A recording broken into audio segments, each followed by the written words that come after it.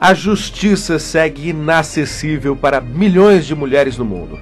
Essa é a principal conclusão de um estudo inédito realizado pelo órgão das Nações Unidas voltado para a questão da mulher.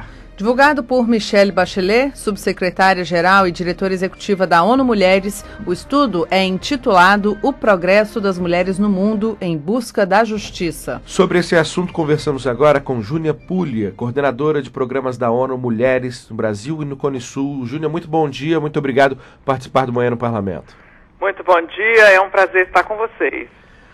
Júnia, eu acho que há claras diferenças entre os principais problemas enfrentados pelas mulheres no mundo e também no Brasil. Eu queria que você falasse dessas diferenças e do que há em comum também. Alô, Júnia? Você sumiu da comunicação. Não, então vamos lá, novamente. Quais são os principais problemas enfrentados pelas mulheres no mundo e no Brasil? Quais são as semelhanças entre esses problemas e as diferenças? Você me ouve? Júnia, você nos ouve? Agora sim. Então deixa eu te perguntar, que eu acho que de repente o problema é com o Lincoln. É uma questão de gênero. De gênero. Uma mulher tem que te perguntar. Bom, eu quero saber, nós queremos saber quais são as diferenças e as semelhanças entre os problemas enfrentados pelas mulheres no mundo e no Brasil. Na verdade, há mais semelhanças do que diferenças, né?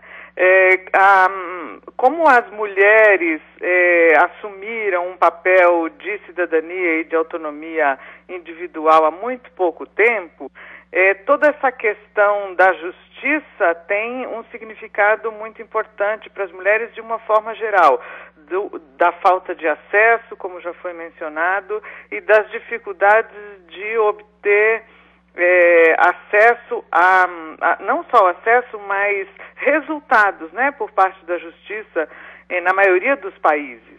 Então, toda a legislação e todas as bases para oferecer justiça equitativa para mulheres e homens são muito recentes em todo o mundo. Há menos de 100 anos não havia nada disso. A justiça era um espaço exclusivamente masculino e os mecanismos de acesso a ela também. Então, de uma certa forma, nós estamos digamos, na mesma sintonia com muitos países, mas o Brasil tem alguns avanços importantes, mas também alguns retrocessos ainda importantes. Júnia, eu queria, antes da gente aprofundar mais em relação a esses problemas que precisamos detalhar, fazer uma pergunta que diz muito respeito ao Parlamento e à discussão que acontece nesse momento no Parlamento. Como você mesmo colocou, que é da reforma política. Como você mesmo colocou, a legislação acaba contaminada pelo fato do aspecto masculino ser predominante na política. Exatamente.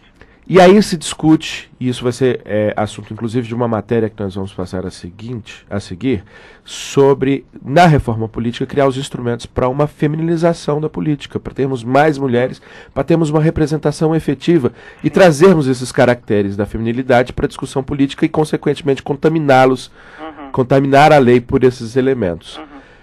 Sobre a alternância de gênero numa eventual lista fechada ou mecanismos para garantir maior participação da mulher. O que a ONU, qual é o acúmulo que já existe a respeito dessa questão? Bom, essa é uma experiência que já foi levada a cabo em alguns países, com resultados interessantes sobre a presença de mulheres nos espaços de poder, mas ainda muito recentes, né? Não há resultados ou mudanças significativas na prática política para a gente, digamos, defender uma ou outra forma de promover o acesso das mulheres. Do nosso ponto de vista, seja qual for o mecanismo, o importante é que as mulheres estejam lá. E, francamente, não por uma questão de feminização do poder ou de uma outra forma de exercer o poder ou a legislatura, mas simplesmente porque a presença das mulheres partindo do princípio de que o sistema democrático é um sistema representativo e as mulheres são, por exemplo, hoje no Brasil, maioria do eleitorado, não existe nenhuma outra razão que justifique a não presença delas nos espaços políticos e nos espaços de poder.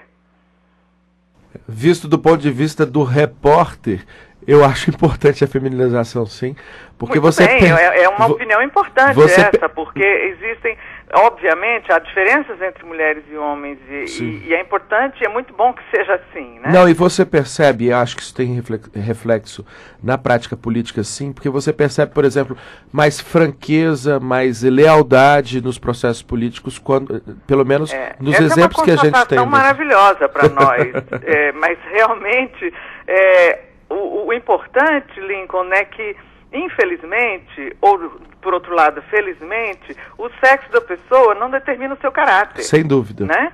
Então, há bons e maus políticos, independente do gênero, boas e más pessoas públicas, homens e mulheres. O que acontece é que, como as mulheres ainda são em número muito reduzido, elas ainda têm uma outra forma de fazer política, porque é a forma mais autêntica, digamos assim, e que reflete talvez uma pouca vivência do parlamento, que é maravilhoso. E tomara que continue sendo assim, mas a gente não tem nenhuma garantia de que continuará sendo assim, é isso que eu quero dizer. Sem dúvida, sem dúvida. Agora, Júnia, pela sua experiência, eu gostaria que você falasse, a mulher, ela já está se interessando mais em participar, por exemplo, de política, já que estamos falando de política, a mulher já participa mais, já se envolve mais? Eu acho que já se envolve mais, sim. Se você considerar, por exemplo, que no nível comunitário, nas organizações comunitárias, por exemplo, nas organizações de bairro, de moradores, no nível mais comunitário, mais próximo da população, as mulheres são ampla maioria no ativismo, né? No ativismo político. Uhum. E isso demonstra um envolvimento muito grande das mulheres nos temas comunitários, principalmente porque os temas comunitários estão muito vinculados também à questão familiar, né? Onde as famílias estão, a comunidade, e as mulheres ainda têm um papel muito importante na manutenção da estrutura e da vida familiar, elas têm um papel muito importante na vida comunitária também. Agora, como a atividade política em todo lugar, não só no Brasil, está muito contaminada por práticas, digamos, duvidosas, né, e práticas pouco transparentes, existe uma resistência muito grande de um envolvimento mais profundo numa coisa que é pouco clara e que exige uma prática, digamos, uma antiguidade aí que as mulheres ainda não têm e que dificulta muito a chegada das mulheres. As que estão são mulheres que venceram barreiras muito importantes para chegar lá. Existe dificuldade de acesso às máquinas partidárias, às campanhas, aos mecanismos de campanha, aos recursos de campanha, ao tempo de propaganda, tudo isso influencia muito, mas eu acho que as mulheres têm um interesse muito grande e estão buscando seu espaço. Nós ouvimos aqui na estreia do nosso programa, do Manhã no Parlamento, a primeira mulher a fazer parte da mesa diretora da Câmara, a deputada Rose de Freitas, e ela, no relato da sua trajetória política, ela mencionava o fato de que a legislação interna da Câmara sequer previa a licença maternidade. Não.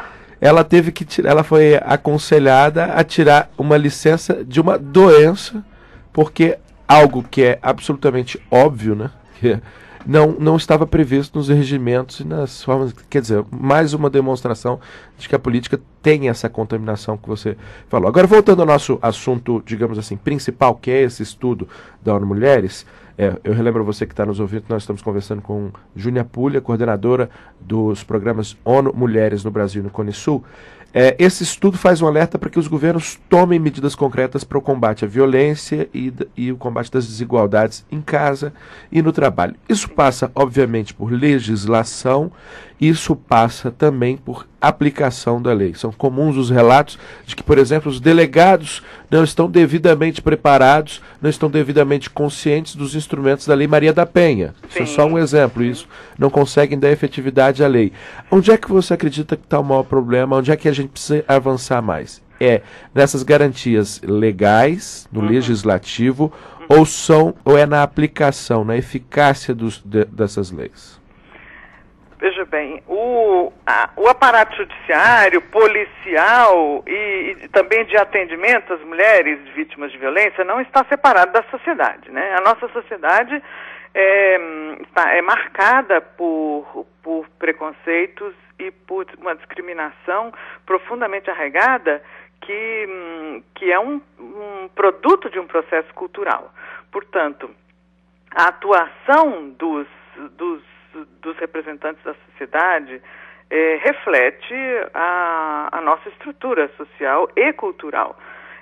No nosso entender, não só é muito importante que, por exemplo, a Lei Maria da Penha seja amplamente divulgada, e ela é uma lei bastante conhecida, muito conhecida dos brasileiros e como que ela seja compreendida da forma correta com o seu espírito, né? Dentro do seu espírito de promover a equidade de gênero entre mulheres e homens e proteger nas relações familiares e nas relações afetivas violentas a parte mais fraca, que sempre é muito mais prejudicada, que são as mulheres.